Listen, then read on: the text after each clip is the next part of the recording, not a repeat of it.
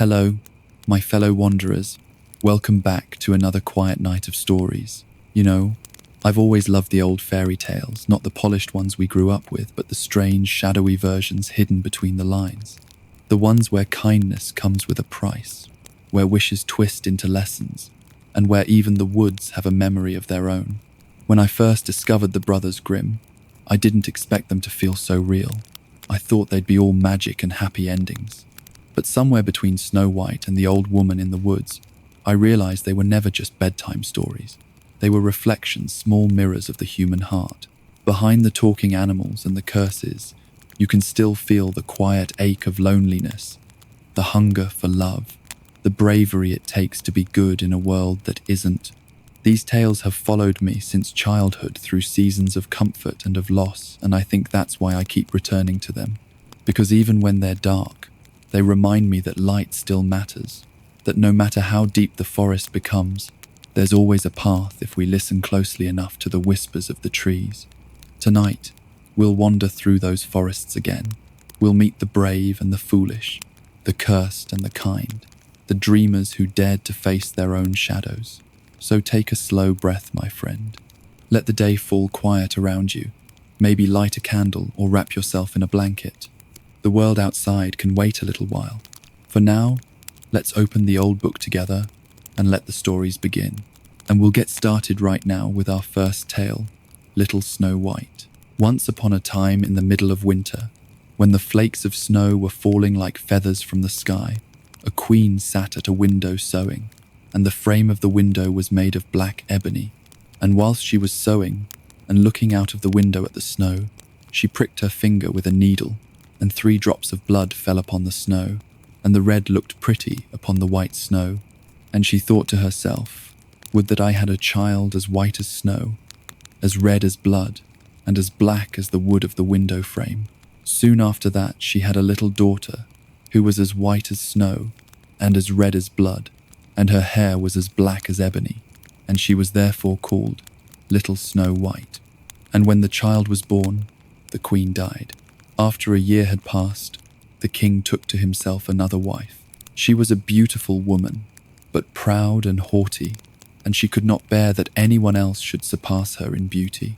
She had a wonderful looking glass, and when she stood in front of it and looked at herself in it and said, looking glass, on the wall, who in this land is the fairest of all?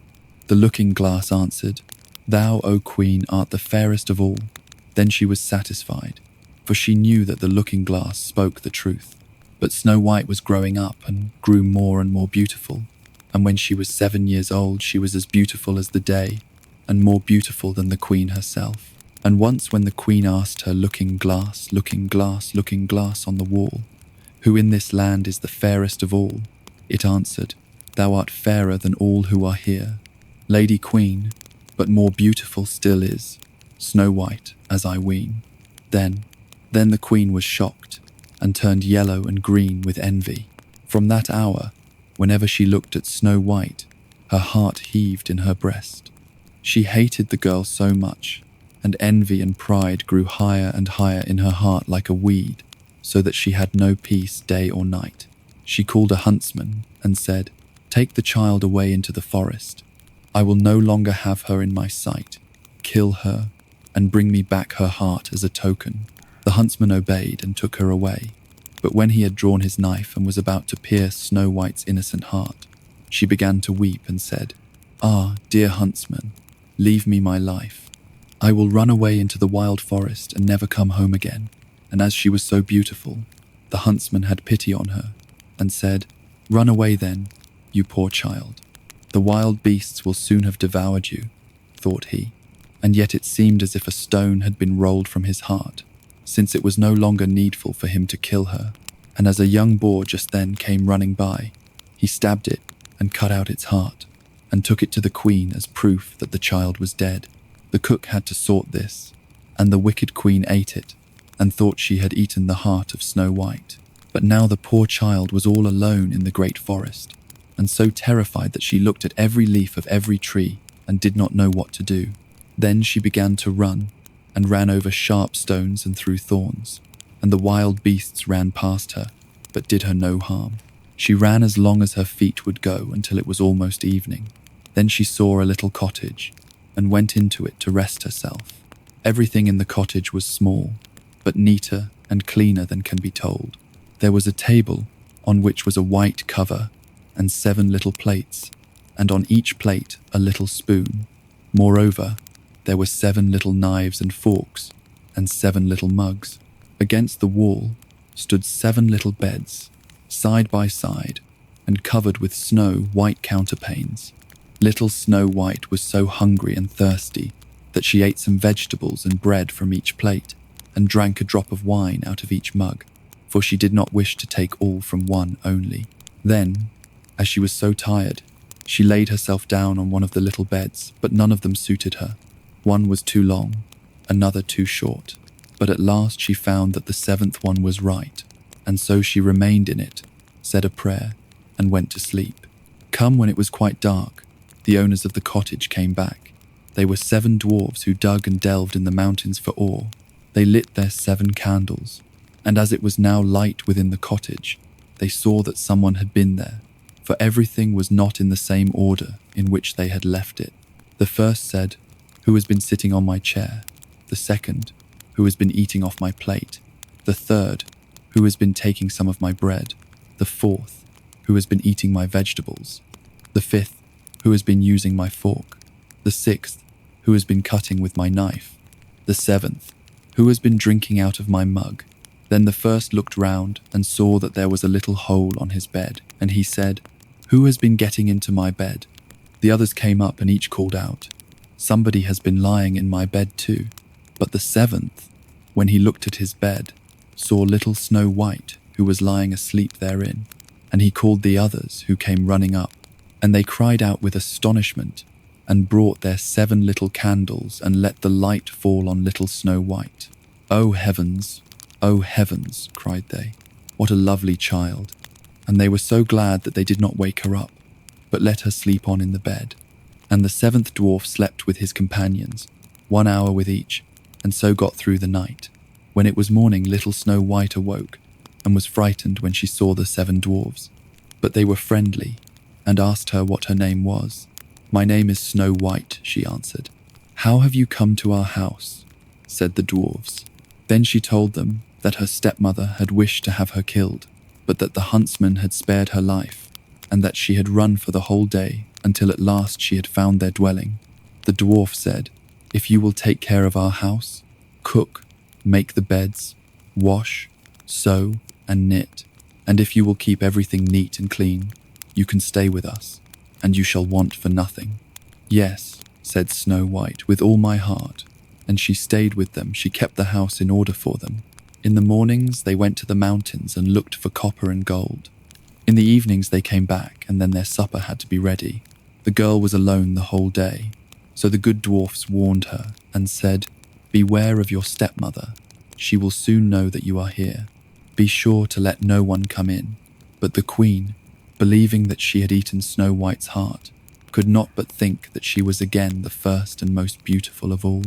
And she went to her looking glass and said, looking glass, on the wall, who in the land is the fairest of all?" And the glass answered, "O queen, thou art fairest of all I see. But over the hills where the 7 dwarfs dwell, Snow White is still alive and well, and none is so fair as she." Then she was astounded, for she knew that the looking glass never spoke falsely, and she knew that the huntsman had betrayed her, and that little Snow White was still alive, and so she thought and thought again how she might kill her, for so long as she was not the fairest in the whole land. Envy let her have no rest, and when she had at last thought of something to do, she painted her face and dressed herself like an old peddler woman, and no one could have known her. In this disguise she went over the 7 mountains to the 7 dwarfs, and knocked at the door and cried, "Pretty things to sell, very cheap, very cheap." Little Snow White looked out of the window and called out, "Good day, my good woman. What have you to sell?" "Good things, pretty things," she answered. "Stay laces of all colours." And she pulled out one which was woven of bright coloured silk. "I may let the worthy old woman in, thought Snow White, and she unbolted the door and bought the pretty laces. "Child," said the old woman, "what a fright you look. Come, I will lace you properly for once." Snow White had no suspicion, but stood before her and let herself be laced with the new laces. But the old woman laced so quickly and so tightly that Snow White lost her breath and fell down as if dead. "Now I am the most beautiful," said the queen to herself, and ran away. Not long afterwards, in the evening, the 7 dwarfs came home, but how shocked they were when they saw their dear little Snow White lying on the ground, and that she neither stirred nor moved, and seemed to be dead. They lifted her up, and as they saw that she was laced too tightly, they cut the laces. Then she began to breathe a little, and after a while came to life again. When the dwarfs heard what had happened, they said, "The old peddler woman was no one else than the wicked queen. Take care and let no one come in when we are not with you." But the wicked woman, when she had reached home, went in front of the glass and asked, looking glass on the wall, "Who in this land is the fairest of all?" And it answered as before, "O queen, thou art fairest of all I see. But over the hills where the 7 dwarfs dwell, Snow White is still alive and well, and none is so fair as she." When she heard that, all her blood rushed to her heart with fear, for she saw plainly that little Snow White was again alive. "But now," she said, "I will think of something that shall put an end to you." And by the help of witchcraft, which she understood, she made a poisonous comb. Then she disguised herself and took the shape of another old woman. So she went over the 7 mountains to the 7 dwarfs, knocked at the door, and cried, "Good things to sell cheap, cheap." Little Snow White looked out and said, "Go away. I cannot let anyone come in." "I suppose you can look," said the old woman, and pulled the poisonous comb out and held it up. It pleased the girl so well that she let herself be beguiled and opened the door. When they had made a bargain, the old woman said, "Now I will comb you properly for once." Poor little Snow White had no suspicion, and let the old woman do as she pleased. But hardly had she put the comb in her hair than the poison in it took effect, and the girl fell down senseless. "You paragon of beauty," said the wicked woman, "you are done for now," and she went away. But fortunately, it was almost evening when the 7 dwarfs came home. When they saw Snow White lying as if dead upon the ground, they at once suspected the stepmother, and they looked and found the poisoned comb. Scarcely had they taken it out when Snow White came to herself and told them what had happened. Then they warned her once more to be upon her guard, and to open the door to no one. The queen at home went in front of the glass and said, looking glass on the wall, who in this land is the fairest of all?" Then it answered as before, "O queen, thou art fairest of all I see. But over the hills, where the 7 dwarfs dwell, Snow White is still alive and well, and none is so fair as she." When she heard the glass speak, thus she trembled and shook with rage. "Snow White shall die," she cried, "even if it costs me my life." Thereupon she went into a quite secret lonely room, where no one ever came, and there she made a very poisonous apple. Outside it looked pretty, white with a red cheek, so that everyone who saw it longed for it, but whoever ate a piece of it must surely die. When the apple was ready, she painted her face and dressed herself up as a country woman, and so she went over the 7 mountains to the 7 dwarfs. She knocked at the door. Snow White put her head out of the window and said, "I cannot let anyone in. The 7 dwarfs have forbidden me." "It is all the same to me," answered the woman. "I shall soon get rid of my apples. There, I will give you one." "No," said Snow White, "I dare not take anything." "Are you afraid of poison?" said the old woman. "Look, I will cut the apple in 2 pieces. You eat the red cheek and I will eat the white." The apple was so cunningly made that only the red cheek was poisoned. Snow White longed for the fine apple, and when she saw that the woman ate part of it, she could resist no longer, and stretched out her hand and took the poisonous half. But hardly had she a bit of it in her mouth, then she fell down dead. Then the queen looked at her with a dreadful look, and laughed aloud and said, "White as snow, red as blood, black as ebony wood, this time the dwarves cannot wake you up again." And when she asked of the looking glass at home, looking glass on the wall, Who in this land is the fairest of all? It answered at last, O Queen, in this land thou art fairest of all. Then her envious heart had rest, so far as an envious heart can have rest. The dwarves, when they came home in the evening, found Snow White lying upon the ground. She breathed no longer, and was dead. They lifted her up, looked to see whether they could find anything poisonous, unlaced her, combed her hair, washed her with water and wine, but it was all of no use. The poor child was dead, and remained dead. They laid her upon a bier, and all 7 of them sat round it and wept for her, and wept 3 days long. Then they were going to bury her, but she still looked as if she were living, and still had her pretty red cheeks. They said, we could not bury her in the dark ground, and they had a transparent coffin of glass made, so that she could be seen from all sides. And they laid her in it, and wrote her name upon it in golden letters, and that she was a king's daughter.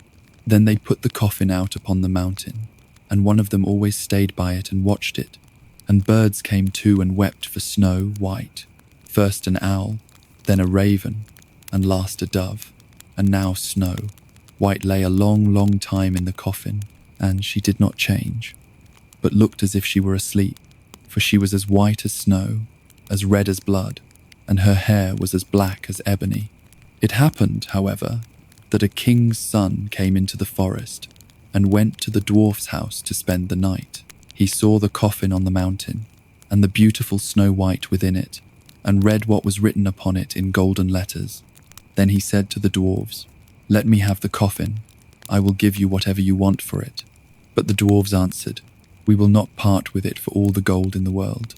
Then he said, let me have it as a gift, for I cannot live without seeing Snow White. I will honor and prize her as my dearest possession. As he spoke in this way, the good dwarves took pity upon him and gave him the coffin. And now the king's son had it carried away by his servants on their shoulders. And it happened that they stumbled over a tree stump, and with the shock the poisonous piece of apple which Snow White had bitten off came out of her throat, and before long she opened her eyes, lifted up the lid of the coffin, sat up, and was once more alive. "Oh heavens, where am I?" she cried. The king's son, full of joy, said, "You are with me," and told her what had happened, and said, "I love you more than everything in the world. Come with me to my father's palace. You shall be my wife." And Snow White was willing, and went with him, and their wedding was held with great show and splendor. But Snow White's wicked stepmother was also bidden to the feast. When she had arrayed herself in beautiful clothes, she went before the looking glass and said, looking glass, on the wall, who in this land is the fairest of all?" The glass answered, "O queen of all, here the fairest art thou, but the young queen is fairer by far as I trow." Then the wicked woman uttered a curse, and was so wretched, so utterly wretched, that she knew not what to do. At first she would not go to the wedding at all, but she had no peace, and must go to see the young queen. And when she went in, she knew Snow White, and she stood still with rage and fear, and could not stir. But iron slippers had already been put upon the fire, and they were brought in with tongs and set before her. Then she was forced to put on the red-hot shoes, and dance until she dropped down dead. A certain man had a donkey, which had carried the corn, sacks to the mill indefatigably for many a long year, but his strength was going, and he was growing more and more unfit for work. Then his master began to consider how he might best save his keep, but the donkey, seeing that no good wind was blowing, ran away and set out on the road to Bremen. There, he thought, I can surely be town musician. When he had walked some distance, he found a hound lying on the road, gasping like one who had run till he was tired. "What are you gasping so for, you big fellow?" asked the donkey. "Ah," replied the hound, "as I am old, and daily grow weaker, and no longer can hunt, my master wanted to kill me, so I took to flight. But now how am I to earn my bread?" "I tell you what," said the donkey, "I am going to Bremen, and shall be town musician there. Go with me, and engage yourself also as a musician. I will play the lute, and you shall beat the kettle drum." The hound agreed, and on they went. Before long they came to a cat sitting on the path, with a face like 3 rainy days. "Now then, old shaver, what has gone askew with you?" asked the donkey. "Who can be merry when his neck is in danger?" answered the cat. "Because I am now getting old, and my teeth are worn to stumps, and I prefer to sit by the fire and spin, rather than hunt about after mice. My mistress wanted to drown me, so I ran away, but now good advice is scarce. Where am I to go? Go with us to Bremen. You understand night music. You can be a town musician." The cat thought well of it and went with them. After this, the three fugitives came to a farmyard where the cock was sitting upon the gate, crowing with all his might. "Your crow goes through and through one," said the donkey. "What is the matter?" "I have been foretelling fine weather, because it is the day on which Our Lady washes the Christ child's little shirts and wants to dry them," said the cock. "But guests are coming for Sunday, so the housewife has no pity, and has told the cook that she intends to eat me in the soup tomorrow, and this evening I am to have my head cut off. Now I am crowing at full pitch while I can." "Ah, but, Redcomb," said the donkey, "you had better come away with us. We are going to Bremen. You can find something better than death everywhere. You have a good voice, and if we make music together, it must have some quality." The cock agreed to this plan, and all four went on together. They could not, however, reach the city of Bremen in one day, and in the evening they came to a forest where they meant to pass the night. The donkey and the hound laid themselves down under a large tree. The cat and the cock settled themselves in the branches, but the cock flew right to the top where he was most safe. Before he went to sleep, he looked round on all four sides and thought he saw in the distance a little spark burning. So he called out to his companions that there must be a house not far off, for he saw a light. The donkey said, "If so, we had better get up and go on, for the shelter here is bad." The hound thought that a few bones with some meat on would do him good, too, so they made their way to the place where the light was, and soon saw it shine brighter and grow larger, until they came to a well-lighted robber's house. The donkey, as the biggest, went to the window and looked in. "What do you see, my grey horse?" asked the cock. "What do I see?" answered the donkey. "A table covered with good things to eat and drink, and robbers sitting at it enjoying themselves." "That would be the sort of thing for us," said the cock. "Yes, yes." "Ah, how I wish we were there," said the donkey. Then the animals took counsel together how they should manage to drive away the robbers, and at last they thought of a plan. The donkey was to place himself with his 4 feet upon the window ledge.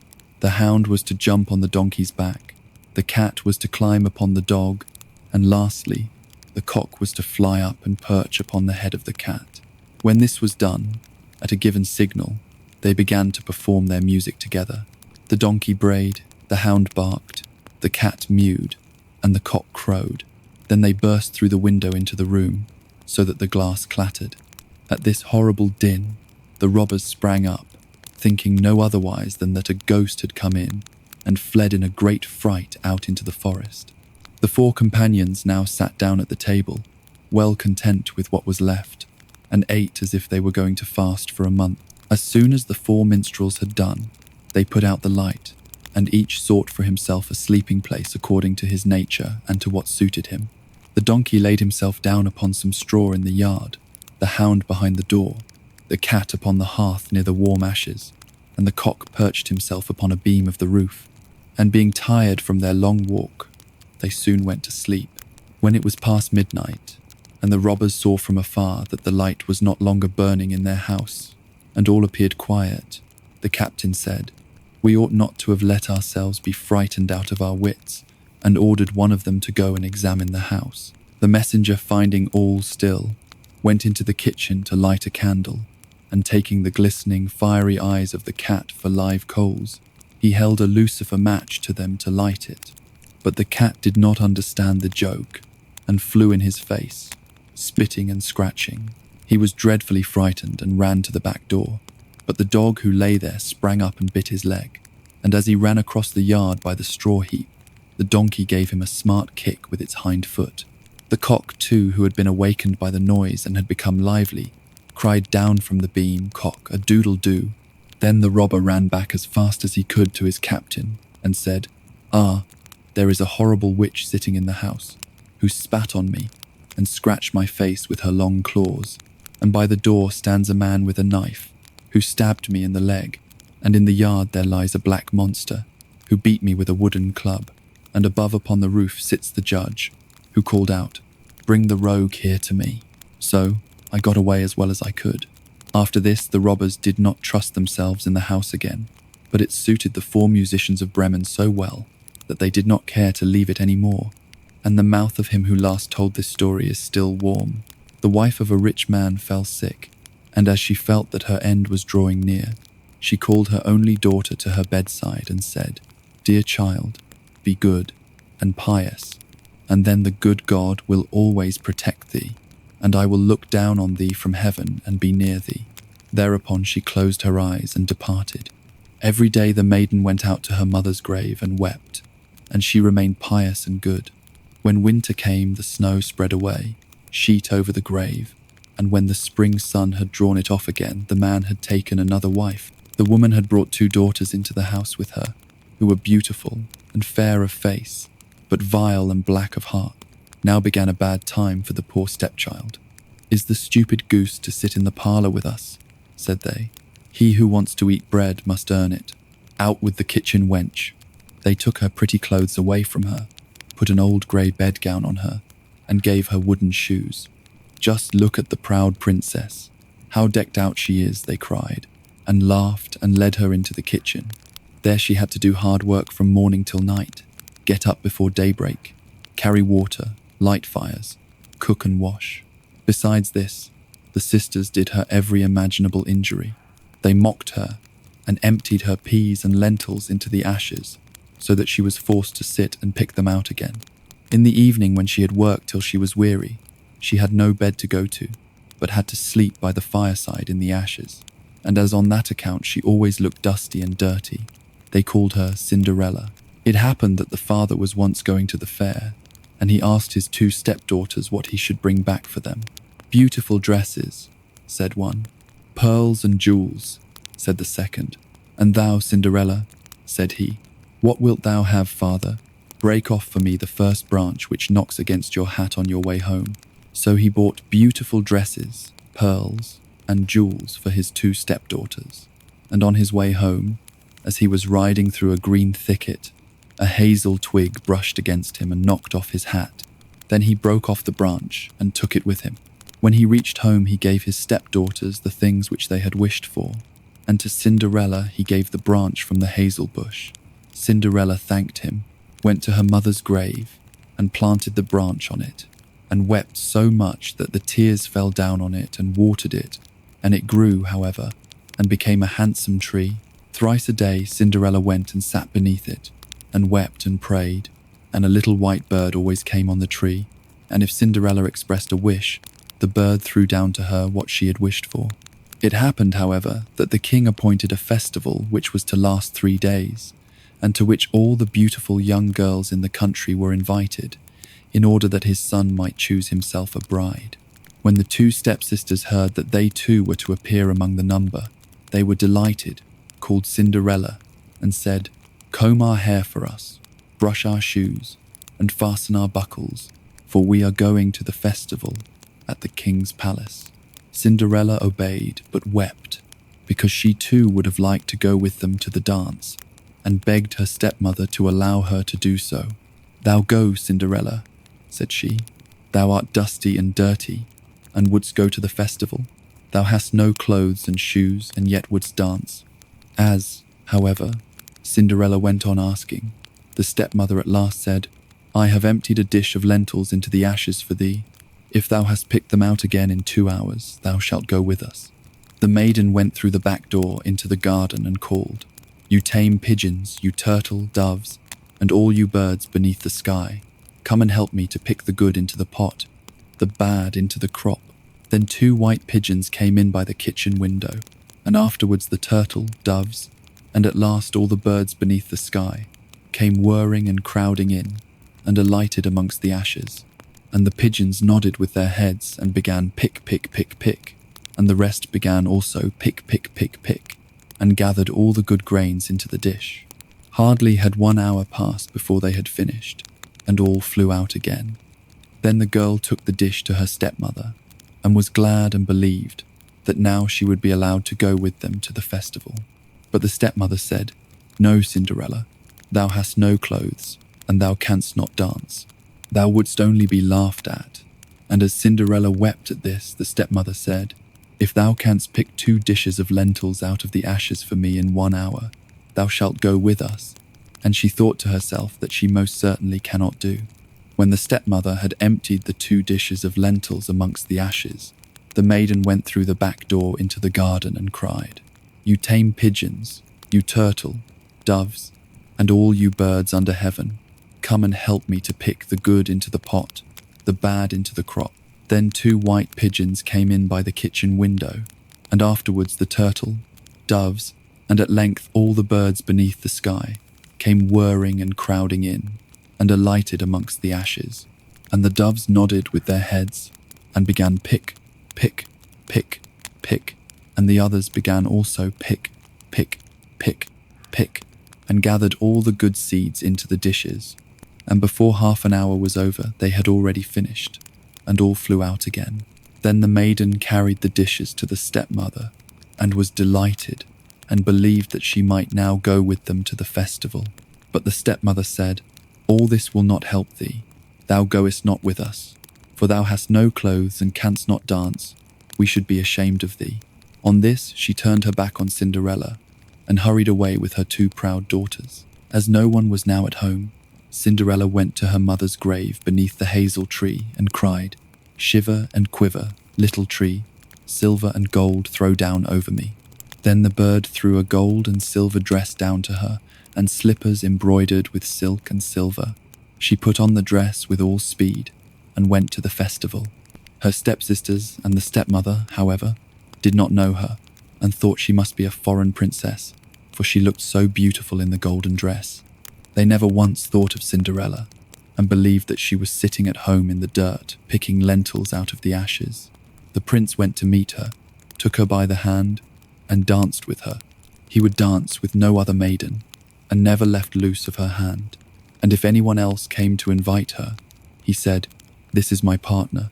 She danced till it was evening, and then she wanted to go home. But the king's son said, "I will go with thee, and bear thee company," for he wished to see to whom the beautiful maiden belonged. She escaped from him, however, and sprang into the pigeon house. The king's son waited until her father came, and then he told him that the stranger maiden had leapt into the pigeon house. The old man thought, "Can it be Cinderella?" And they had to bring him an axe and a pickaxe that he might hew the pigeon house to pieces, but no one was inside it. And when they got home, Cinderella lay in her dirty clothes among the ashes, and a dim little oil lamp was burning on the mantelpiece. For Cinderella had jumped quickly down from the back of the pigeon house, and had run to the little hazel tree, and there she had taken off her beautiful clothes, and laid them on the grave, and the bird had taken them away again. And then she had placed herself in the kitchen amongst the ashes in her grey gown. Next day, when the festival began afresh, and her parents and the stepsisters had gone once more, Cinderella went to the hazel tree and said, "Shiver and quiver, my little tree, silver and gold throw down over me." Then the bird threw down a much more beautiful dress than on the preceding day. And when Cinderella appeared at the festival in this dress, everyone was astonished at her beauty. The king's son had waited until she came, and instantly took her by the hand, and danced with no one but her. When others came and invited her, he said, "She is my partner." When evening came, she wished to leave, and the king's son followed her, and wanted to see into which house she went. But she sprang away from him and into the garden behind the house. Therein stood a beautiful tall tree on which hung the most magnificent pears. She clambered so nimbly between the branches like a squirrel that the king's son did not know where she was gone. He waited until her father came and said to him, "The stranger maiden has escaped from me, and I believe she has climbed up the pear tree."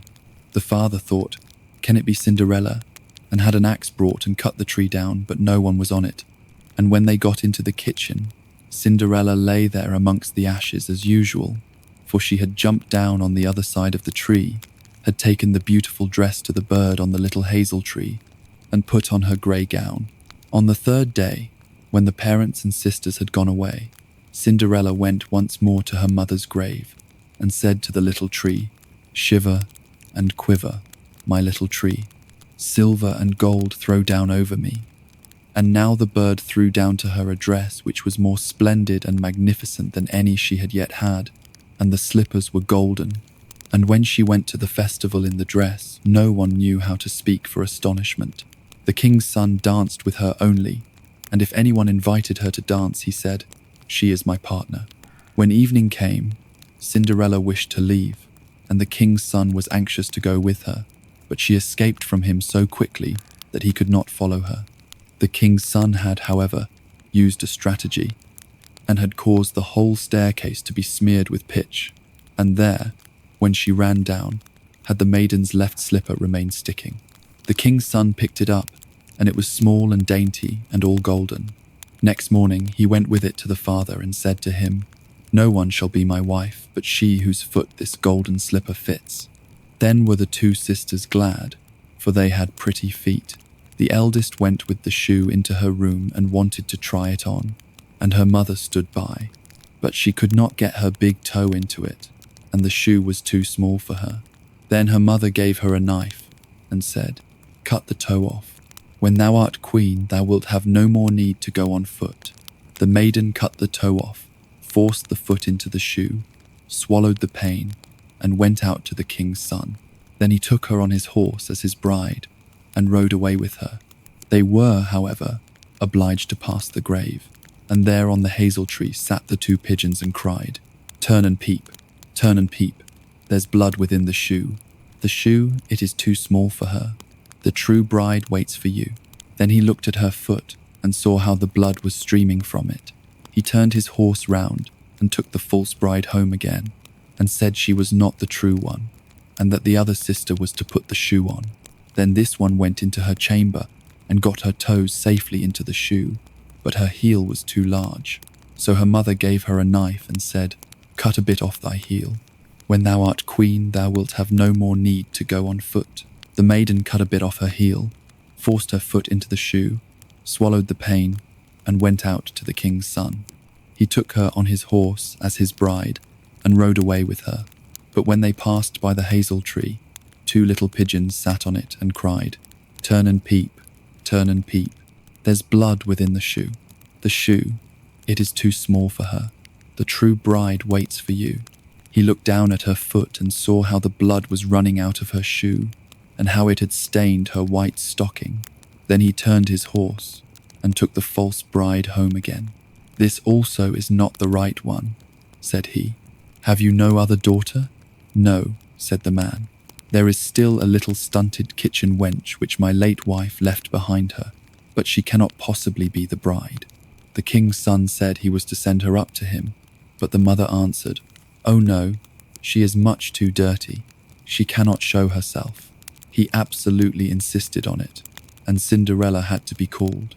She first washed her hands and face clean, and then went and bowed down before the king's son, who gave her the golden shoe. Then she seated herself on a stool, drew her foot out of the heavy wooden shoe, and put it into the slipper, which fitted like a glove. And when she rose up, and the king's son looked at her face, he recognized the beautiful maiden who had danced with him and cried, "That is the true bride." The stepmother and the two sisters were terrified and became pale with rage. He, however, took Cinderella on his horse and rode away with her. As they passed by the hazel tree, the two white doves cried, turn and peep, no blood is in the shoe. The shoe is not too small for her. The true bride rides with you." And when they had cried that, the two came flying down and placed themselves on Cinderella's shoulders, one on the right, the other on the left, and remained sitting there. When the wedding with the king's son had to be celebrated, the two false sisters came and wanted to get into favor with Cinderella and share her good fortune. When the betrothed couple went to church, the elder was at the right side and the younger at the left, and the pigeons pecked out one eye of each of them. Afterwards, as they came back, the elder was at the left and the younger at the right, and then the pigeons pecked out the other eye of each. And thus, for their wickedness and falsehood, they were punished with blindness as long as they lived. There was once a fisherman who lived with his wife in a pigsty close by the seaside. The fisherman used to go out all day long a-fishing, and one day as he sat on the shore with his rod, his float was dragged deep into the water. In drawing it up, he pulled out a great fish, but the fish said, "Pray, let me live. I am not a real fish. I am an enchanted prince. Put me in the water again and let me go." "Oh, ho," said the man. "You need not make so many words about the matter. I will have nothing to do with a fish that can talk. So swim away, sir, as soon as you please." Then he put him back into the water, and the fish darted straight down to the bottom, leaving a long streak of blood behind him on the wave. When the fisherman went home to his wife, he told her how he had caught a great fish that was an enchanted prince, and how he had let it go. "Did not you ask it for anything?" said the wife. "We live very wretchedly here, in this nasty, dirty pigsty. Do go back and tell the fish we want a snug little cottage." The fisherman did not much like the business, however. He went to the seashore. The water looked all yellow and green, and he stood at the water's edge and said, "O man of the sea, hearken to me. My wife, Ilsebil, will have her own will, and hath sent me to beg a boon of thee." Then the fish came swimming to him and said, "Well, what is her will? What does your wife want?" "Ha," said the fisherman. "She says that when I had caught you, I ought to have asked you before I let you go. She does not like living any longer in the pigsty, and wants a snug little cottage." "Go home then," said the fish. "She is in the cottage already." So the man went home, and saw his wife standing at the door of a nice trim little cottage. Come in," said she. "Is not this much better than the filthy pigsty we had?" And there was a parlour, and a bed, chamber, and a kitchen, and behind the cottage there was a little garden and a courtyard, full of ducks and chickens. "Ah," said the fisherman, "how happily we shall live now. We will try to do so at least," said his wife. Everything went right for a week or two, and then Dame Ilsebil said, "Husband, there is not near room enough for us in this cottage. The courtyard and the garden are a great deal too small. I should like to have a large stone castle to live in. Go to the fish again and tell him to give us a castle." "Wife," said the fisherman, "I don't like to go to him again, for perhaps he will be angry. We ought to be easy with this pretty cottage to live in." "Nonsense," said the wife. "He will do it very willingly, I know. Go along and try." The fisherman went, but his heart was very heavy. When he came to the sea, it looked blue and gloomy. He went close to the edge of the waves and said, "O man of the sea, hearken to me. My wife, Ilsebil, will have her own will, and hath sent me to beg a boon of thee." "Well, what does she want now?" said the fish. "Ah," said the man dolefully, "my wife wants to live in a stone castle." "Go home then," said the fish. "She is standing at the gate of it already." So away went the fisherman, and found his wife standing before the gate of a great castle. "See," said she, "is not this grand?" With that they went into the castle together, and found a great castle there, and the rooms all richly furnished with golden chairs and tables. Behind the castle was a garden, and around it was a park 1/2 mile long, full of sheep and goats and hares and deer, and in the courtyard were stables and cowhouses. "Well," said the man, "now we will live cheerful and happy in this beautiful castle for the rest of our lives." "Perhaps we may," said the wife, "but let us sleep upon it before we make up our minds to that." The next morning, when Dame Ilsebil awoke, she jogged the fisherman with her elbow and said, "Get up, husband, and bestir yourself, for we must be king of all the land." Wife," said the man, "why should we wish to be the king? I will not be king." "Then I will," said she. "But wife," said the fisherman, "how can you be king? The fish cannot make you a king." "Husband," said she, "say no more about it, but go and try. I will be king." So the man went away quite sorrowful. This time the sea looked a dark grey colour, and was overspread with curling waves, and the ridges of foam as he cried out, "O man of the sea, hearken to me. My wife Ilsebil will have her own will, and hath sent me to beg a boon of thee." "Well, what would she have now?" said the fish. "Alas," said the poor man, My wife wants to be king." "Go home," said the fish. "She is king already." Then the fisherman went home, and as he came close to the palace, he saw a troop of soldiers and heard the sound of drums and trumpets. When he went in, he saw his wife sitting on a throne of gold and diamonds, with a golden crown upon her head, and on each side of her stood 6 fair maidens. "Well, wife," said the fisherman, "are you king?" "Yes," said she, "I am king." And when he had looked at her for a long time, he said, "Ah, wife, what a fine thing it is to be king. Now we shall never have anything more to wish for, as long as we live." "I don't know how that may be," said she. "Never is a long time. I am king, it is true, but I begin to be tired of that, and I think I should like to be emperor." "Alas, wife, why should you wish to be emperor?" said the fisherman. "Husband," said she, "go to the fish. I say I will be emperor." "Ah, wife," replied the fisherman, "the fish cannot make an emperor, I am sure, and I should not like to ask him for such a thing." "I am king," said Ilsebil, "and you are my slave, so go at once." So the fisherman was forced to go, and he muttered as he went along, "This will come to no good. It is too much to ask. The fish will be tired at last, and then we shall be sorry for what we have done." He soon came to the seashore, and the water was quite black and muddy, and a mighty whirlwind blew over the waves.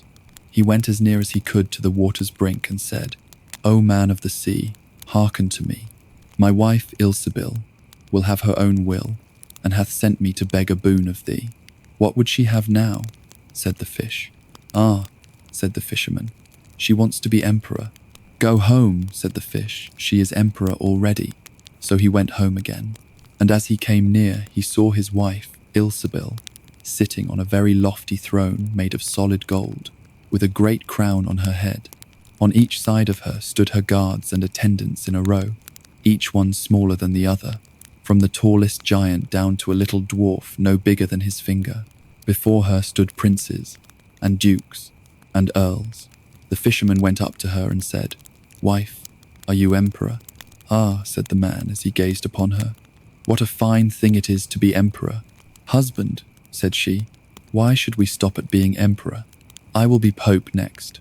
"Oh, wife, wife," said he, "how can you be pope? There is but one pope at a time in Christendom." "Husband," said she, "I will be pope this very day." "But," replied the husband, "the fish cannot make you pope." "What nonsense," said she. "If he can make an emperor, he can make a pope. Go and try him." So the fisherman went, but when he came to the shore, the wind was raging and the sea was tossed up and down in boiling waves. In the middle of the heavens there was a little piece of blue sky, but towards the south all was red, as if a dreadful storm was rising. At this sight the fisherman was dreadfully frightened, and he trembled so that his knees knocked together. Still he went down near to the shore, and said, "O man of the sea, hearken to me. My wife Ilsebil will have her own will, and hath sent me to beg a boon of thee." "What does she want now?" said the fish.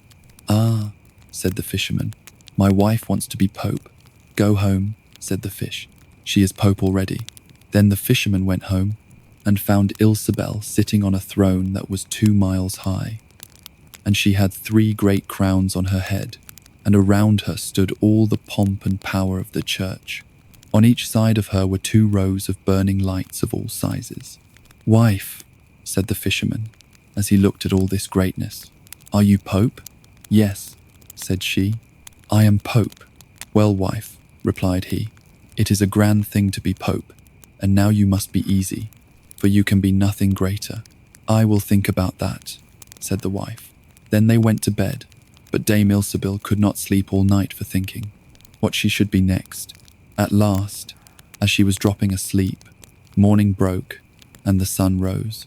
"Ha," thought she as she woke up and looked at it through the window. "After all, I cannot prevent the sun rising." At this thought she was very angry, and wakened her husband and said, "Husband, go to the fish and tell him I must be lord of the sun and moon." The fisherman was half asleep, but the thought frightened him so much that he started and fell out of bed. "Alas, wife," said he, "cannot you be easy with being pope?" "No," said she, I am very uneasy as long as the sun and moon rise without my leave. Go to the fish at once." Then the man went shivering with fear, and as he was going down to the shore, a dreadful storm arose, so that the trees and the very rocks shook, and all the heavens became black with stormy clouds, and the lightnings played, and the thunders rolled, and great black waves swelled up like mountains. The fisherman crept towards the sea and cried out, as well as he could, "O man of the sea, hearken to me. My wife Ilsebil will have her own will, and hath sent me to beg a boon of thee." "What does she want now?" said the fish, said he. "She wants to be lord of the sun and moon." "Go home," said the fish, "to your pigsty again." And there they live to this very day. There was once upon a time an old goat who had 7 little kids, and loved them with all the love of a mother for her children. One day she wanted to go into the forest and fetch some food, so she called all 7 to her and said, "Dear children, I have to go into the forest. Be on your guard against the wolf. If he comes in, he will devour you all, skin, hair, and everything. The wretch often devours you, himself, but you will know him at once by his rough voice and his black feet." The kid said, "Dear mother, we will take good care of ourselves. You may go away without any anxiety." Then the old one bleated and went on her way with an easy mind. It was not long before someone knocked at the house door and called, "Open the door, dear children. Your mother is here and has brought something back with her for each of you." But the little kids knew that it was the wolf by the rough voice. "We will not open the door," cried they. "You are not our mother. She has a soft, pleasant voice, but your voice is rough. You are the wolf." Then the wolf went away to a shopkeeper and bought himself a great lump of chalk, ate this, and made his voice soft with it. Then he came back, knocked at the door of the house and called, "Open the door, dear children. Your mother is here and has brought something back with her for each of you." But the wolf had laid his black paws against the window, and the children saw them and cried, "We will not open the door. Our mother has not black feet like you. You are the wolf." Then the wolf ran to a baker and said, "I have hurt my feet. Rub some dough over them for me." And when the baker had rubbed his feet over, he ran to the miller and said, "Strew some white meal over my feet for me." The miller thought to himself, "The wolf wants to deceive someone," and refused. But the wolf said, "If you will not do it, I will devour you." Then the miller was afraid and made his paws white for him. Truly, this is the way of mankind. So now the wretch went for the 3rd time to the house door, knocked at it, and said, "Open the door for me, children. Your dear little mother has come home and has brought every one of you something back from the forest with her." The little kids cried, "First show us your paws that we may know if you are our dear little mother." Then he put his paws in through the window, and when the kids saw that they were white, they believed that all he said was true and opened the door. But who should come in but the wolf? They were terrified and wanted to hide themselves. One sprang under the table, the second into the bed, the third into the stove, the fourth into the kitchen, the fifth into the cupboard, the sixth under the washing bowl, and the 7th into the clock case. But the wolf found them all and used no great ceremony. One after the other he swallowed them down his throat. The youngest, who was in the clock case, was the only one he did not find. When the wolf had satisfied his appetite, he took himself off, laid himself down under a tree in the green meadow outside, and began to sleep. Soon afterwards, the old goat came home again from the forest. Ah, what a sight she saw there! The house door stood wide open. The table, chairs, and benches were thrown down. The washing bowl lay broken to pieces, and the quilts and pillows were pulled off the bed. She sought her children, but they were nowhere to be found. She called them one after another by name, but no one answered. At last, when she came to the youngest, a soft voice cried, "Dear mother, I am in the clock case." She took the kid out, and it told her that the wolf had come and had eaten all the others. Then you may imagine how she wept over her poor children. At length, in her grief, she went out, and the youngest kid ran with her. When they came to the meadow, there lay the wolf by the tree, and snored so loud that the branches shook. She looked at him on every side, and saw that something was moving and struggling in his gorged belly. "Ah, heavens," she said, Is it possible that my poor children, whom he has swallowed down for his supper, can be still alive?" Then the kid had to run home and fetch scissors, and a needle and thread, and the goat cut open the monster's stomach. Hardly had she made one cut, then one little kid thrust its head out, and when she had cut farther, all 6 sprang out, one after another, and were all still alive, and had suffered no injury whatever, for in his greediness the monster had swallowed them down whole. What rejoicing there was! They embraced their dear mother, and jumped like a tailor at his wedding. The mother, however, said, "Now go and look for some big stones, and we will fill the wicked beast's stomach with them while he is still asleep." Then the 7 kids dragged the stones thither with all speed, and put as many of them into this stomach as they could get in, and the mother sewed him up again in the greatest haste, so that he was not aware of anything and never once stirred. When the wolf at length had had his fill of sleep, he got on his legs, and as the stones in his stomach made him very thirsty, he wanted to go to a well to drink. But when he began to walk and to move about, the stones in his stomach knocked against each other and rattled. Then cried he, "What rumbles and tumbles against my poor bones? I thought was 6 kids, but it feels like big stones." And when he got to the well, and stooped over the water to drink, the heavy stones made him fall in, and he drowned miserably. When the 7 kids saw that, they came running to the spot and cried aloud, "The wolf is dead, the wolf is dead," and danced for joy round about the well with their mother.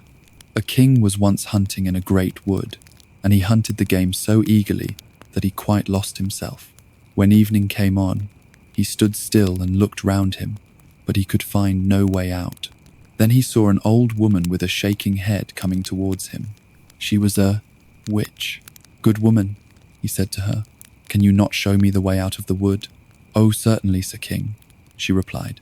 "I can quite well do that, but on one condition which, if you do not fulfill, you will never get out of the wood and will die of hunger." "What is the condition?" asked the king. "I have a daughter," said the old woman, "who is so beautiful that she has not her equal in the world, and is well fitted to be your wife. If you will make her lady queen, I will show you the way out of the wood." The king, in his anguish of mind, consented, and the old woman led him to her little house where her daughter was sitting by the fire. She received the king as if she were expecting him, and he saw that she was certainly very beautiful, but she did not please him, and he could not look at her without a secret feeling of horror.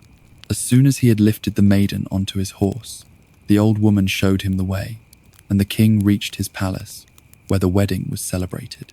The king had already been married once, and had by his first wife 7 children, 6 boys and 1 girl, whom he loved more than anything in the world.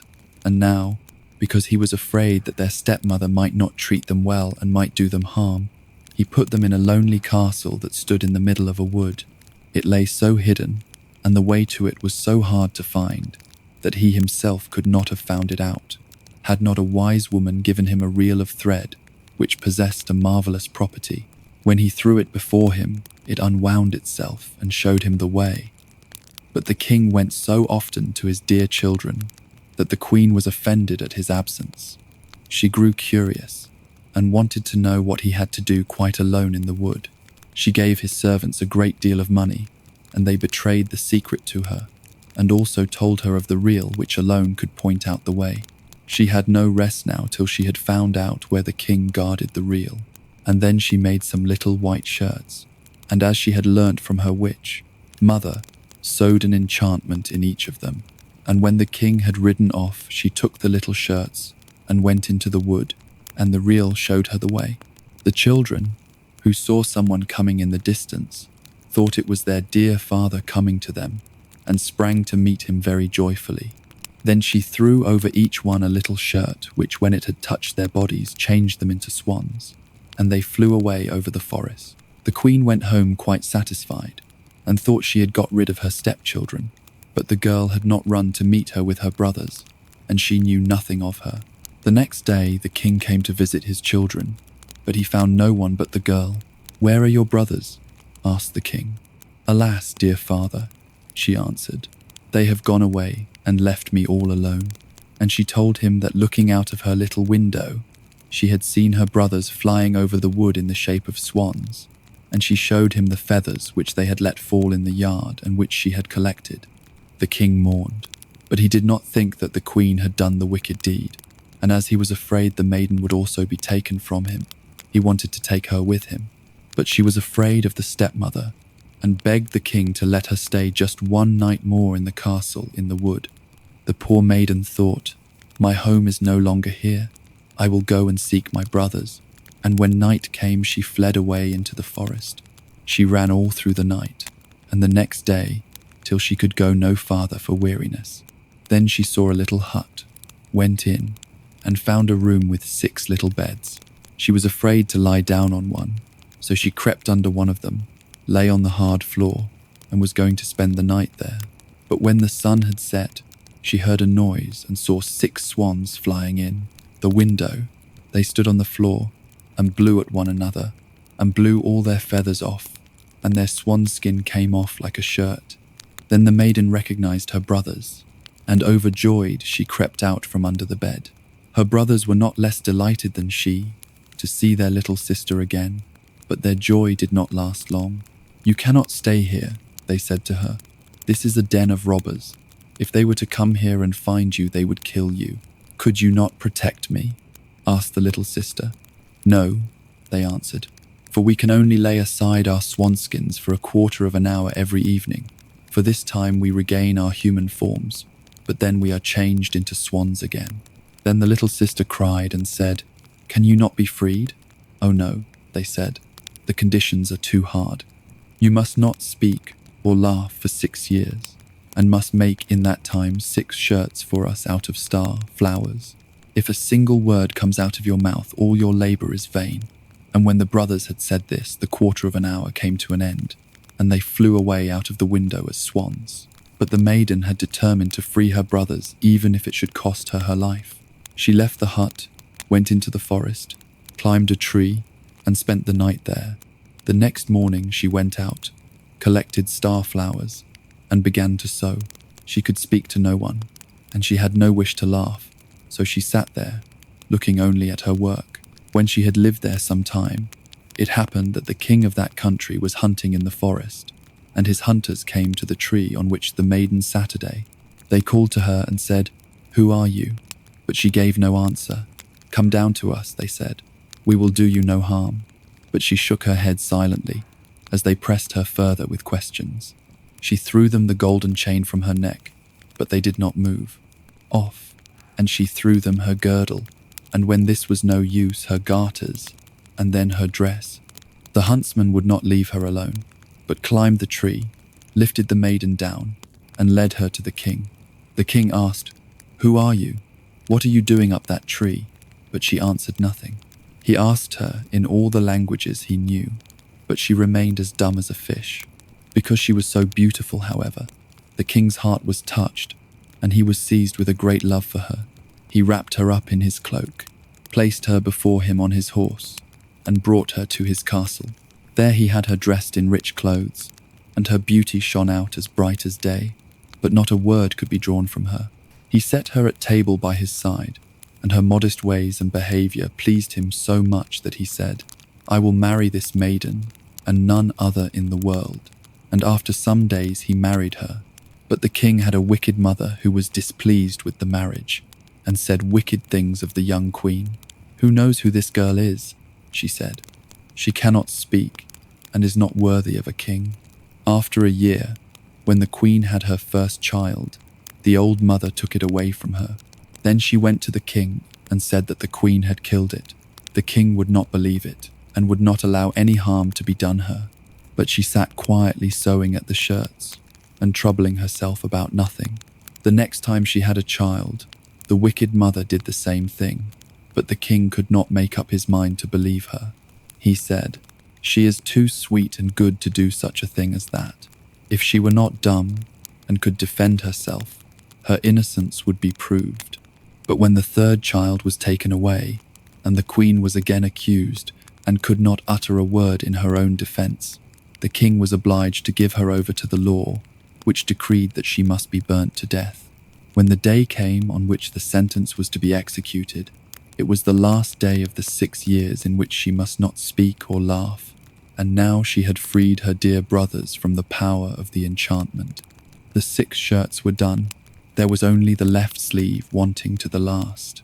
When she was led to the stake, she laid the shirts on her arm, and as she stood on the pile and the fire was about to be lighted, she looked around her and saw 6 swans flying through the air. Then she knew that her release was at hand, and her heart danced for joy. The swans fluttered round her and hovered low so that she could throw the shirts over them. When they had touched them, the swan skins fell off, and her brothers stood before her living, well and beautiful. Only the youngest had a swan's wing instead of his left arm. They embraced and kissed each other, and the queen went to the king, who was standing by in great astonishment, and began to speak to him, saying, "Dearest husband, now I can speak and tell you openly that I am innocent and have been falsely accused." She told him of the old woman's deceit and how she had taken the 3 children away and hidden them. Then they were fetched to the great joy of the king, and the wicked mother came to no good end. But the king and the queen, with their 6 brothers, lived many years in happiness and peace. In a village dwelt a poor old woman who had gathered together a dish of beans and wanted to cook them. So she made a fire on her hearth, and that it might burn the quicker, she lighted it with a handful of straw. When she was emptying the beans into the pan, one dropped without her observing it, and lay on the ground beside a straw, and soon afterwards a burning coal from the fire leapt down to the 2. Then the straw began again, said, "Dear friends, from whence do you come here?" The coal replied, "I fortunately sprang out of the fire, and if I had not escaped by main force, my death would have been certain. I should have been burnt to ashes." The bean said, "I too have escaped with a whole skin, but if the old woman had got me into the pan, I should have been made into broth without any mercy, like my comrades. And would a better fate have fallen to my lot?" said the straw. "The old woman has destroyed all my brethren in fire and smoke. She seized 60 of them at once and took their lives. I luckily slipped through her fingers. But what are we to do now?" said the coal. "I think," answered the bean, "that as we have so fortunately escaped death, we should keep together like good companions, and lest a new mischance should overtake us here, we should go away together and repair to a foreign country." The proposition pleased the 2 others, and they set out on their way in company.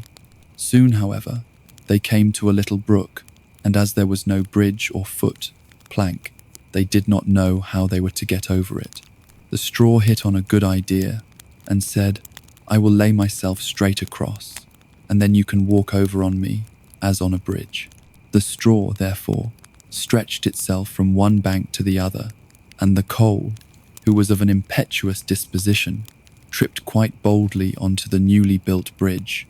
But when she had reached the middle and heard the water rushing beneath her, she was, after all, afraid, and stood still and ventured no farther. The straw, however, began to burn, broke in 2 pieces, and fell into the stream. The coal slipped after her, hissed when she got into the water, and breathed her last. The bean, who had prudently stayed behind on the shore, could not but laugh at the event, was unable to stop, and laughed so heartily that she burst. It would have been all over with her likewise, if by good fortune, a tailor who was travelling in search of work had not sat down to rest by the brook. As he had a compassionate heart, he pulled out his needle and thread, and sewed her together. The bean thanked him most prettily, but as the tailor used black thread, all beans since then have a black seam. There was once a countryman who had money and land in plenty, but how rich soever he was, one thing was still wanting in his happiness. He had no children. Often when he went into the town with the other peasants, they mocked him and asked why he had no children. At last he became angry, and when he got home he said, "I will have a child, even if it be a hedgehog." Then his wife had a child that was a hedgehog in the upper part of his body and a boy in the lower. And when she saw the child, she was terrified and said, "See there, thou hast brought ill luck on us." Then said the man, "What can be done now? The boy must be christened, but we shall not be able to get a godfather for him." The woman said, "And we cannot call him anything else but hence the hedgehog." When he was christened, the parson said, He cannot go into any ordinary bed because of his spikes. So a little straw was put behind the stove, and hence the hedgehog was laid on it. His mother could not suckle him, for he would have pricked her with his quills. So he lay there behind the stove for 8 years, and his father was tired of him and thought, if he would but die. He did not die, however, but remained lying there. Now it happened that there was a fair in the town, and the peasant was about to go to it, and asked his wife what he should bring back with him for her. A little meat, and a couple of white rolls which are wanted for the house, said she. Then he asked the servant, and she wanted a pair of slippers, and some stockings with clothes. At last he said also, and what wilt thou have, Hansel, my hedgehog? Dear father, he said, do bring me bagpipes. When therefore the father came home again, he gave his wife what he had bought for her, meat and white rolls, and then he gave the maid the slippers and the stockings with clocks. And lastly he went behind the stove, and gave Hans the hedgehog the bagpipes. And when Hans the hedgehog had the bagpipes, he said, Dear father, do go to the forge, and get the cock shod, and then I will ride away and never come back again.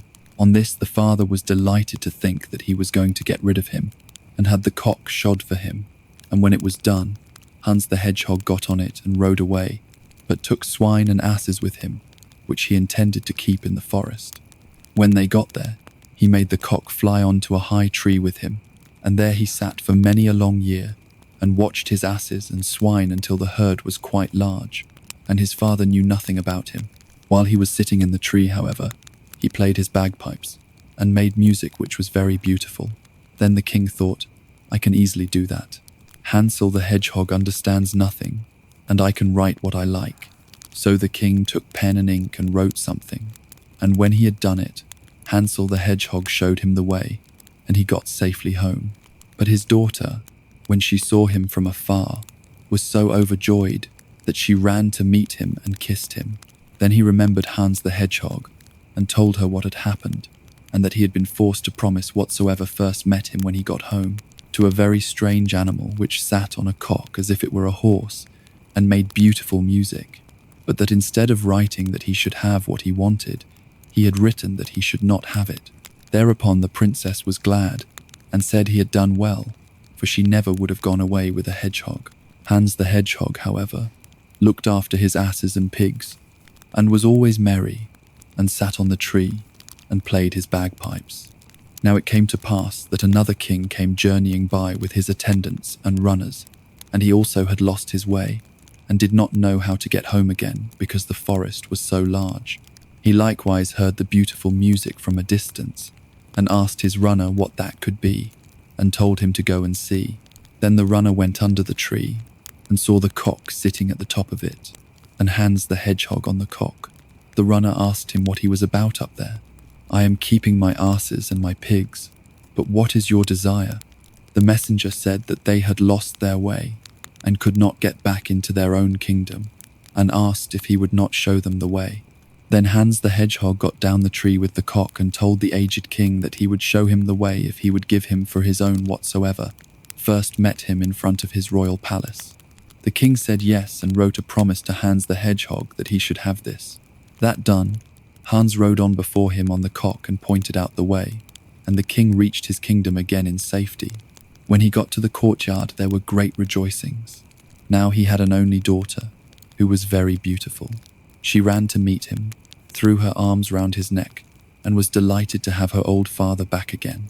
She asked him where in the world he had been so long, so he told her how he had lost his way, and had very nearly not come back at all, but that as he was travelling through a great forest, a creature, half hedgehog, half man, who was sitting astride a cock in a high tree and making music, had shown him the way and helped him to get out, but that in return he had promised him whatsoever first met him in the royal courtyard, and how that was she herself, which made him unhappy now.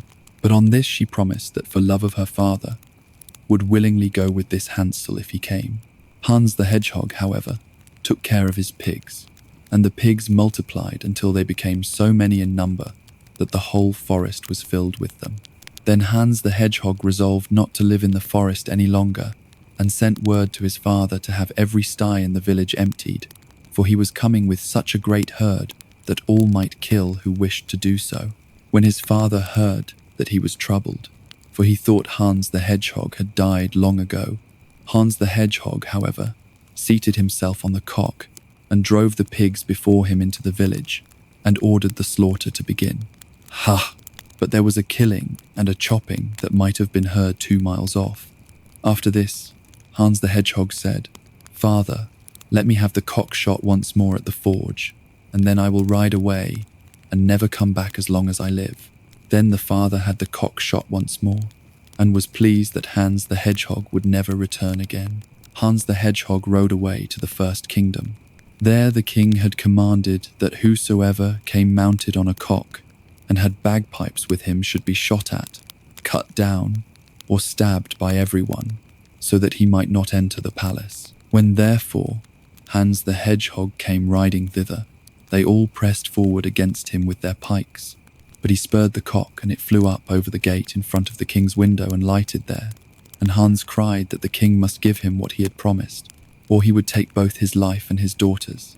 Then the king began to speak his daughter fair, and to beg her to go away with Hans, in order to save her own life and her father's.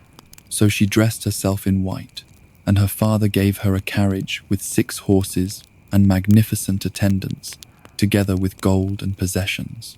She seated herself in the carriage and placed Hans the Hedgehog beside her, with the cock and the bagpipe, and then they took leave and drove away, and the king thought he should never see her again.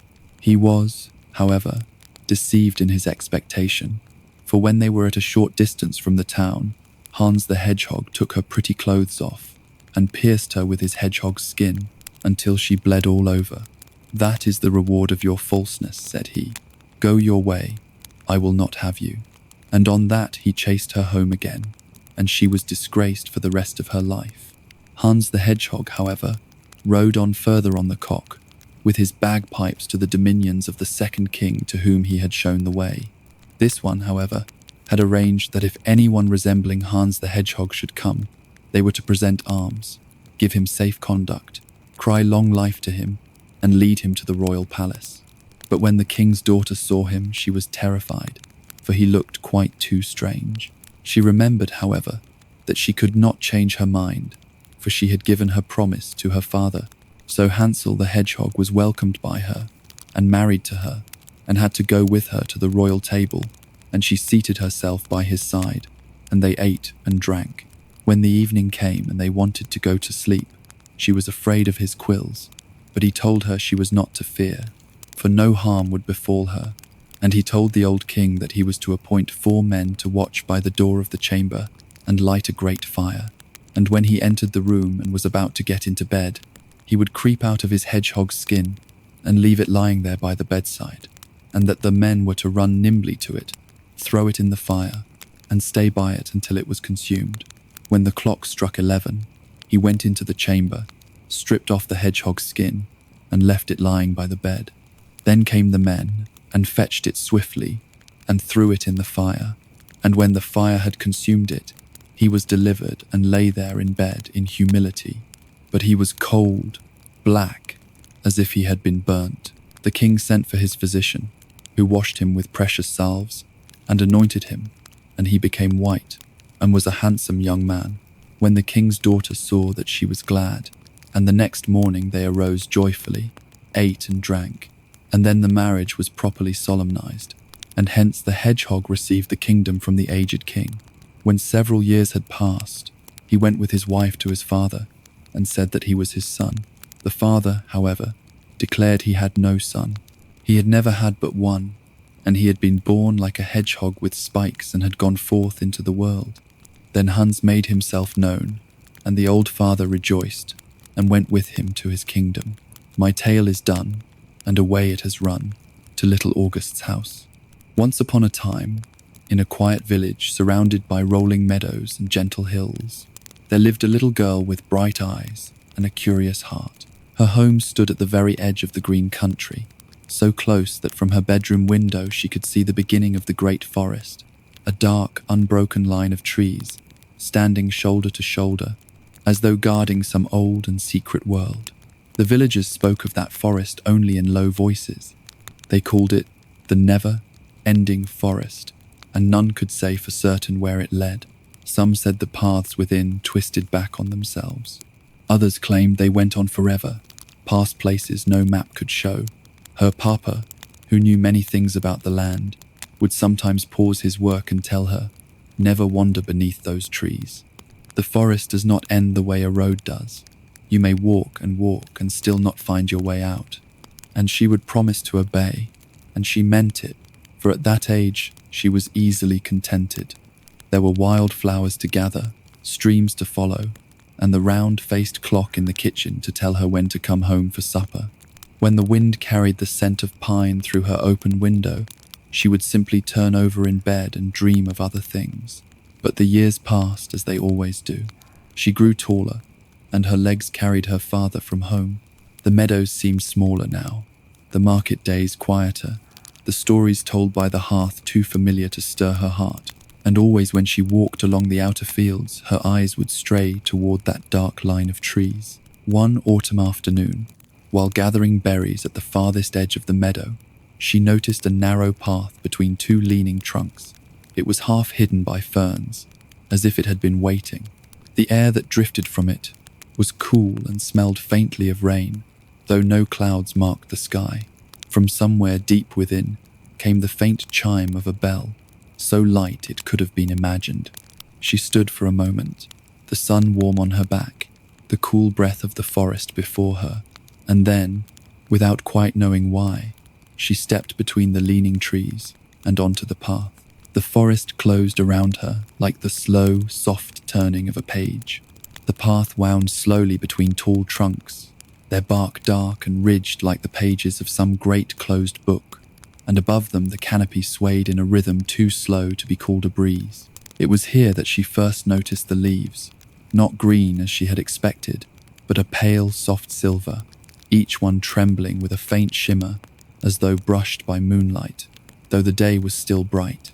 The air beneath them seemed different, cooler, filled with the gentle scent of something like rain on the beach. And when the leaves moved together, they made a sound that was neither the whisper of wind nor the rustle of branches, but something closer to many quiet voices speaking all at once. She slowed her steps without meaning to, tilting her head to listen, and in that layered murmur a single phrase rose clear enough for her to hear.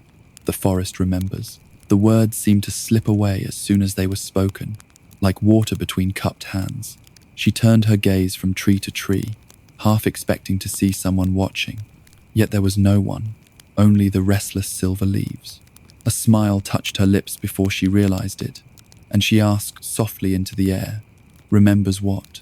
The answer, if there was one, was lost in the mingled sound of leaves turning and light shifting, and she found herself walking on without deciding to, the silvery canopy fading behind her, as if it had been nothing more than a dream she had paused to hear.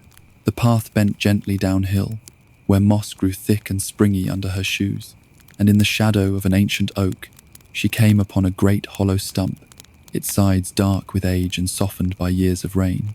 From within that hollow came a warm golden glow, steady and calm, as though a little piece of the sun had been tucked away inside to rest. She crouched to peer in, and there they were, the tiniest mice she had ever seen, each holding a lantern no bigger than a berry. The glass glowing with a honey-coloured light said they emerged from the hollow one after another, in a line so neat and patient that she did not dare move for fear of breaking their order. They crossed the path before her, their little paws silent on the moss, and vanished into the ferns on the far side. When the last mouse appeared, it paused and lifted its head, higher, casting a small circle of light that touched her knees. She thought, though she could not be sure, that it bowed to her, a quick, graceful motion before hurrying to catch the others. When she looked back into the stump, the glow was gone, replaced by the scent of damp wood and the faint glimmer of a cobweb. She straightened slowly, the image of that quiet procession lingering in her mind as she followed the path onward, wondering where such a gentle parade might be bound. The path led her through a grove where the trees grew tall and slender, their pale trunks rising like pillars in a silent hall. Somewhere ahead she heard the low, steady music of water, not a rushing river, but the kind of stream that had been flowing for so long it no longer hurried anywhere in particular. When she reached it, she found a narrow bridge of weathered wood arching over the stream, its handrails smooth from the touch of many hands, though no footprints marked the path. She stepped on to the first board, and it answered with a gentle creak. Below, the water moved in a strange way, the left side flowing away from her, the right side flowing toward her, as though two worlds had laid their rivers together. Halfway across, she saw an old woman approaching from the other end, her hair white as frost, her steps slow but steady, and in her hands she carried a bundle wrapped in cloth, the color of deep moss. They met in the very middle of the bridge. The woman smiled with a kind of knowing that made the girl feel she had been expected. "The other side," the woman said in a voice like dry leaves, "is not the other side." Before the girl could reply, the woman stepped past her and walked toward where the path should have been. But when the girl turned to watch, there was only forest. No bridge, no stream, no sign of a path had ever been there. She stood for a long moment, the quiet deep around her, then faced forward again and found herself on the far bank, the wood of the bridge no longer under her feet, the mossy earth cool and solid. The forest opened unexpectedly, and she stepped into a clearing where the sunlight fell in wide golden sheets. Here stood an orchard, the trees planted in careful rows, though their shapes were gnarled and old. Every branch was heavy, not with fruit, but with birds, dozens upon dozens of them, their feathers a tapestry of colors, warm browns, deep greens, the soft gleam of blue like river stones, and flashes of red and gold. They were all asleep, each one still save for the slow rise and fall of their small chests. The air was warm and faintly sweet, as if summer had chosen this place to linger. She walked between the rows, her steps muffled by fallen petals, listening to the hushed rhythm of their breathing. One sparrow perched just above her head, shifted and opened a single bright eye. Its gaze met hers, and in a voice that seemed to come from somewhere far away, it said, "Take one." The bird's beak tilted toward a branch nearby, where a single golden fruit hung heavy in the light. She reached for it slowly, her fingertips brushing its warm skin. But in that instant, the fruit shimmered and dissolved into a single golden feather, drifting down into her palm. When she looked up again, the branch was bare, the sparrow's eye closed, and it settled once more into sleep. She left the orchard quietly, feeling as though she had stepped out of a place where time itself was drowsing, and the deeper shade of the forest welcomed her back into its cool, green stillness. The power sloped gently downward, until the air grew cooler and the sound of her footsteps softened, as though the ground itself wished to be quiet. She came to a hollow where the trees leaned inward, their branches crossing overhead like the beams of an old roof, and there, in the heart of the shade, lay a small, still pond. Its surface was so perfectly smooth that it seemed less like water and more like a polished stone, dark and shining, holding the reflection of everything above it. She knelt at the edge, meaning to cup her hands and drink, but paused when she saw herself in the mirrored surface. It was her face, yes, but not as she knew it, for in the reflection she wore a crown woven from wildflowers, pink and blue and white blossoms twined with strands of green vine, the petals fresh as if gathered only moments before. She lifted a hand to her head but found nothing there. In the reflection, however, her other self touched the crown gently, as though to steady it, and smiled faintly. Then, as she watched, one pale petal loosened from the crown in the water's image and drifted downward, landing on the mirrored surface with the smallest ripple. It floated toward her, closer and closer, until the image broke apart in trembling rings. When the water stilled again, there was no crown, no petal, only her own reflection and the green lattice of leaves above. And yet, as she rose to leave, she thought she could smell the faint sweetness of flowers clinging to her hair. Beyond the hollow, the path began to twist. It curved between roots and stones, wound beneath low-hanging branches, and doubled back so many times that she soon lost all sense of which way she was facing. The air here was heavier, and the forest seemed to press closer, not menacing, but watchful. After a time, she came upon a crooked tree whose trunk split into two great limbs that twisted together again like clasped hands. She passed it, walked on, and some minutes later came upon it again. She frowned but continued, only to see it a third time. The same gnarled bark, the same shadow stretching across the path. This time something new hung from one of its low branches, a strip of red cloth, neatly tied, fluttering though the air was still. She reached up and untied it. The fabric was soft and faintly warm, as if it had been held in waiting for her.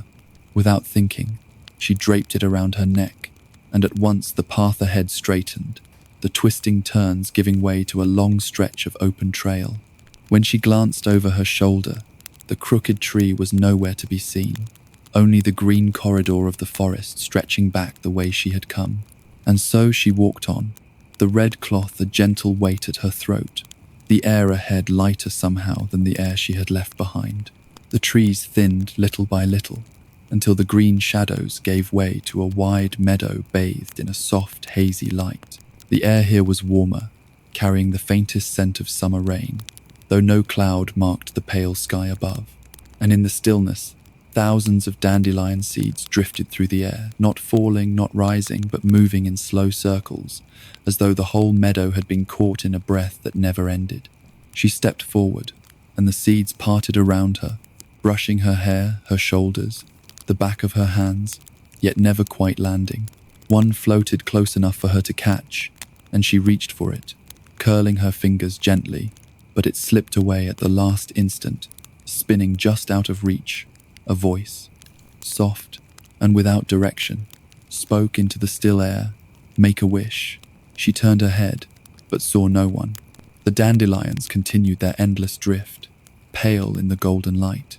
She closed her eyes and thought of something she could not have put into words, and when she opened them again, the seeds all around her were turning in slow spirals, as if stirred by an unseen hand. They continued to circle even as she walked on, the meadow's warm light fading back into the cooler shade of the trees. The path led her between two lines of birch trees, their white bark marked with dark strokes like letters in a language she could almost read. She saw a gate standing alone, tall, wrought from weathered iron, its arch crowned with a pattern of curling leaves. There was no wall or fence attached to it, only the open air on either side. She paused before it, resting one hand on the cool metal. The gate swung inward without a sound, though she had not pushed it, and a change passed over the light of the forest beyond. It became softer, cooler, as though she had stepped under the shadow of a great cloud. On the other side of the gate sat a white fox, its tail curled neatly around its paws. Its eyes, a pale gold, met hers without blinking. For a long moment they regarded one another in silence, and then the fox dipped its head in a slow nod, as if in greeting, before turning and trotting soundlessly into the undergrowth. She stepped through the gate, and it swung shut behind her with a weightless finality. When she glanced back, the arch still stood, but beyond it was only a long stretch of path. No meadow, no birches, and no sign of where she had been. The forest grew still again, the air deep and dim, as though a stone, dusk had fallen, though she knew the day had not yet ended. In the hush, a faint metallic note touched her ears, a single chime as if a small bell had been struck far away. She followed the sound, and soon saw them, dozens of bells hanging over the lower branches of the trees, their metal dull with age, each one swaying gently, though no wind stirred the leaves. She reached for the nearest, and brushed it lightly with her fingertips. It moved, but not more so. Then, somewhere beyond, another bell rang in its wake. A bright, delicate tone sent a bright light through water, searching for a way out.